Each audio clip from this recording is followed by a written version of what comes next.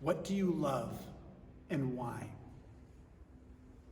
At the midpoint of his life, the poet Dante Alighieri, overcome by exhaustion, loses the true path and finds himself in a terrifying existential wilderness. Thus begins his journey through hell, purgatory, and paradise, a journey to rediscover his true self. In paradise, the beauty and brightness of Jesus' best friend, John, is like looking at the sun for him, and he's dazzled, and he's temporarily blind. And St. John goes over to him when he's temporarily blind, and he asks that simple question: what do you love and why? My translation of the Italian says, declare the aim on which your soul is set. At Easter, we step back from the busyness and distractions of our ordinary lives, and we rediscover and celebrate what is good, what it is that we truly love. My sermon this morning has 3 parts. The first part is called Worldview. The second chapter is called Resurrection. And the third chapter is Transformation. So chapter 1, Worldview. The German word for worldview is Weltanschauung. I love that word. I could go around saying it all day. It means one's perspective of the world perspective. And it alludes to an experience that all of us have. Despite the fact that there's one world out there, we have very different perspectives on what's happening. Nearly every week I ride my bicycle and someone makes the same comment to me. They said, how can you be out there in San Francisco? It's freezing cold riding your bicycle. And my perspective is that there's nowhere else to be on a bike. The views of the hills, from the intersections, the clear air. Hundreds of people from around the world at any moment have rented bikes and are doing the same thing that I get to do every day. Michael Gillen is the former ABC science editor and has an interdisciplinary PhD in math, physics, and astronomy. For many years as a student, he called himself an atheist because the people he relied on seemed to believe that science and religion were at odds with each other. And like Dante, at a particular point, he felt like he'd lost his way, and these questions began to really nag him. And so he built spreadsheets to compare scientific, atheistic, and religious thought. He concluded that on questions like, does absolute truth exist? Are there truths that cannot be proven? And is the universe designed for life? And he found that a scientific view, with its value of openness and wonder and inquiry, far more closely matched a religious view than an atheistic one. Now, I don't know if this is the case. I'm not sure that I would completely agree with his reasoning. But the important thing that Gillen points out is that people hold vastly different worldviews, and that these are crucially important to the quality of our life. What is a worldview? It is the answer to the question, what do you love and why? It is that deep, subconscious self that determines how you see the world and how you react it. Everyone has a worldview. Now, Gillen notes that you may see yourself as smart, sophisticated, and modern, but do not think that this means that your worldview is based only on logic or reason. Your worldview, like everyone else's, depends on what you believe to be true. It is based on faith. Atheists rely on faith, on assumptions that cannot be proven. Fundamentalist Christians rely on a faith that they may not really understand. Gillen writes that many people, especially young people today, believe that opinions and feelings are more important than facts. And they also think that religion is by nature bigoted, closed-minded, and destructive. And he connects this with today's unprecedented levels of loneliness, suicide, addiction, and despair. Gillen asserts that your worldview should be your most treasured possession because it is central for you to become fulfilled, for you to find meaning in your life. Easter Sunday is a time to tune up our worldview. Chapter 2, Resurrection.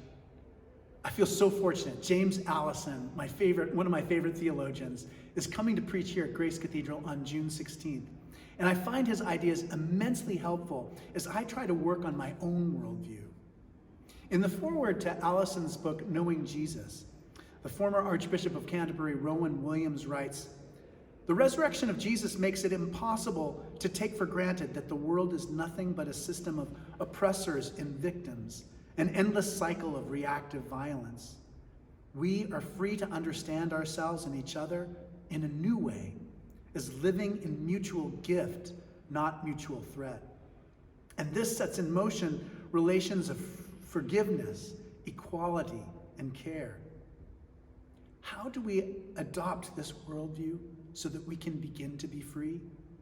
Allison starts with a question that many of us have heard many times, and that is, do you have a personal relationship with Jesus Christ? And this means something very different to all of us. Some of us find this a very antagonistic kind of question. It might sound like it excludes you, or is a kind of boasting of a relationship that you just don't know. It could make you confused or feel like you're missing something. It also might fill you with great joy to hear that question. But Allison points out that we do not have a relation to Jesus in the way that we have a relation with other ordinary people. He writes that thousands, perhaps hundreds of thousands of Guatemalan indigenous people were murdered over the last 3 decades. And he imagines that at least one of them, probably many more, were 33 when they were killed. And he imagines a man who we might call Francisco being killed at the age of 33, murdered. Does anyone claim to have a personal relationship with Francisco? What is it that makes the way we talk about Jesus different? The answer is simple. It is the resurrection. Starting from a Sunday morning in the first century, a group of people began to make extraordinary claims about someone who was killed the Friday before. And we hear their testimony as they start to understand what it is that happened to them. And finally, they begin to comprehend what Jesus was teaching them during his life.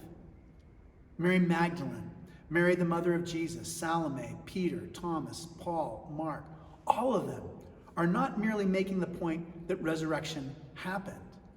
They also witnessed to the fact that it profoundly changed them, causing them to rethink the whole of their lives, their relationship with their homeland, their culture, their values, their understanding of God. In short, their worldview. Now, everyone agrees that no one saw the actual moment of resurrection. Also, it did not happen to people at random. Jesus appeared to particular people in a particular context. That is, they were mostly his friends with great hopes. Many of them thought that he was going to overturn the imperial world, the occupying armies. They felt disillusioned when this did not come true. But even more, they felt guilty about abandoning their friend. Now, their relationship with Jesus ended on Good Friday. That was when he was crucified. And they ended because you cannot have a mutual relationship with someone who is dead. So for them, there was no closure, just tragedy, confusion, and guilt. Now, you may be tempted, as I am, to think of Peter as the good disciple and Judas as the bad one, but they both betrayed Jesus. Peter by letting Jesus down when he promised to be steadfast, and Judas by actively working with Jesus' enemies. But the sin that destroyed Judas, it wasn't treachery. It was his inability to believe in the possibility of forgiveness. Now, other people who encountered Jesus began to see their lives from a completely new vantage point. Suddenly, their worldview had to accommodate grace. Allison calls this gratuity, a shocking gift that comes to us completely from the outside of human relationships. Now, all of our relationships are ones in which we give something and may get something back. Those friends of Jesus received a gift totally independent and beyond what we deserve or can control or can manipulate. It is something beyond what we are owed or can earn or pay back. It is a new freedom. It is forgiveness. In Rowan Williams' words, we are being freed from our quote, prison of self-absorbed, self-referential feelings beyond the reactive and repetitive world sustained by sin. We no longer have to pass on or return the wounds that we received. Chapter 3, Transformation. Our former dean of Grace Cathedral, Alan Jones, he died in January. He was by nature a bit of a skeptic, but the older he got, the more he came to believe in resurrection. But this was not a comfortable thing for him because he knew that it implied that he needed to change. Alan used to tell the story about a dandelion in an open clearing in the forest, and speaking to the nutrients in the soil and saying, do you want to become a dandelion? And the nutrients kind of shrug their shoulders or do whatever nutrients do. And finally they agreed to do that. And they say, well, what does this entail? And the dandelion explains that you'll come in through my roots and you'll become part of me. You'll become part of a dandelion. And so the nutrients agree to do this. And so they grow into the dandelion, and the dandelion grows full and lush. And then later, a bunny hopping along the trail, this is an Easter sermon, so it has a rabbit story, comes and sees the dandelion, says to the dandelion, "Dandelion, do you want to become a rabbit?" And the dandelion shrugs his shoulders. "What do you mean?" "Well, if I eat you, you will come and become part of my sinew and my bones and my muscles, and you will be a strong and fast rabbit." So, since transformation is the name of the game, the dandelion nods its head and the bunny eats it and grows strong and healthy. Later, as the bunny is hopping through the forest, it encounters a hunter. And the hunter says to the rabbit, "Rabbit, do you want to become a human being?"